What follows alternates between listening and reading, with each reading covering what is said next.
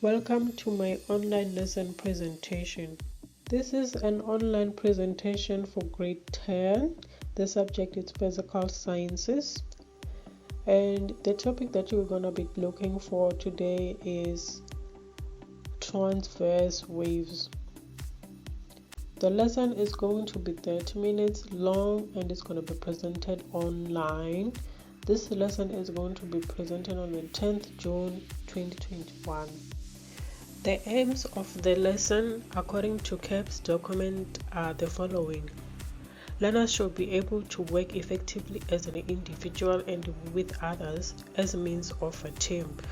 Learners should be able to collect, analyze, organize, and critically evaluate information. The objectives of the lesson or the outcomes of this lesson are the following. By the end of the lesson, learners should be able to define what is a wave with 100% accuracy during the discussion. The learners should be able to identify the components of the waves when they see a transverse wave or a drawing of the wave. Learners must be able to draw transverse wave when they are prompted to do so. When given the wave equation, learners should be able to calculate the wave speed using the wave equation. The learner should be able to analyze the wave equation problem and decide which equation to use to solve it.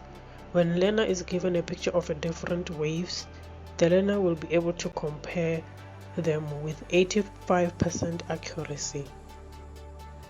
The learning resources to be used in this lesson are going to be a short video showing the waves and a short clip showing the waves as well, and a picture which will also show the waves.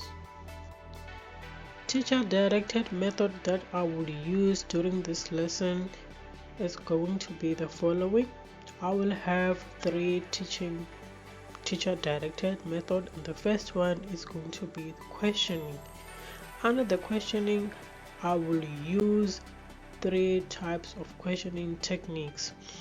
The reason I'll be using questioning technique or questioning method is to keep learners interested in the topic. So the first question technique I will use is pausing.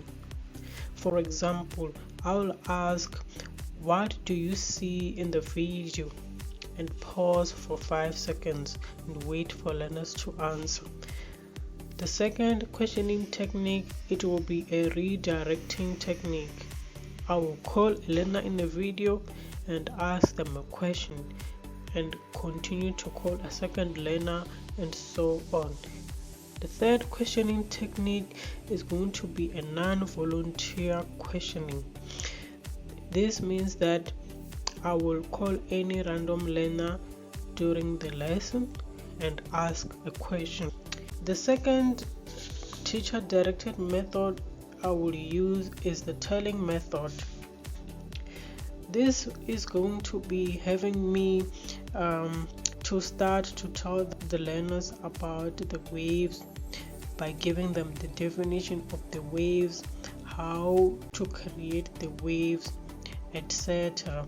This will follow after I have engaged with the learners for a few minutes with questions. The reason I'll be using this technique is because I will be explaining to the learners so that they understand the topic that we are teaching each other today. The learners will be listening while I'm the one who will be doing the talking during the lesson. The third teaching or teacher directed method that will be used in the lesson is the demonstrating. When I am done with the telling method, I will have the demonstration of how to use the wave equation so that the learners can be able to answer the questions or understand the topic. So when the lesson progresses, I'll be demonstrating on how to use the wave equations. I will start by explaining what is the wave equations and when to use or apply it. I will name each letter or variable in the equation and what it stands for. I will do an example question using the wave equation. I will repeat with the other examples.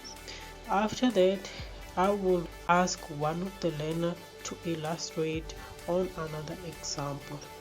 This will help learners to understand how to answer the wave questions. The learner-centered method that I will use during this lesson, the first one is answering and asking questions. Learners will be participating in the lesson or in the class by answering the questions that I will be asking, and they have to ask questions as well. The reason I'll be using this technique is to improve the learner participation. The second learner-centered method that I will use is the open discussion. Learners will have time to discuss about the topic, giving more examples of the waves and how they are created. Learners will have a few minutes of discussion during the class, and I will be listening to hear their opinions. The reason I will be doing this method is to keep the mind of the learners focused, and it will also stimulate their thinking. Another learner-centered method that I will use during my lesson is an online quick quiz or an online fast quiz. I will have short questions or few questions as quiz so that I give the learners to do them before the end of the lesson. This will help them to practice more about the topic and how to solve more problems related to waves. The media presentation that I will use for my lesson are two short videos which shows how the waves are created and the shape of the wave. The first video shows the legal disturbance which is caused in the water, and the wave moves across the pool. This is some of the indication of the waves. On the second video, I have a cable which is also disturbed to create a wave, and in this video the cable shows a proper representation of a wave with its component.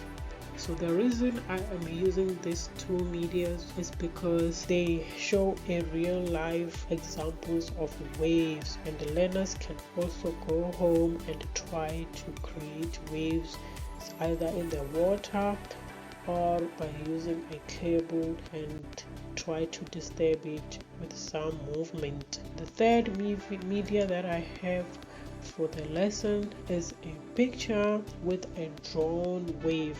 So the wave that we created with the cable is now drawn on a paper with its component. This also makes learners to understand that waves has different components and they have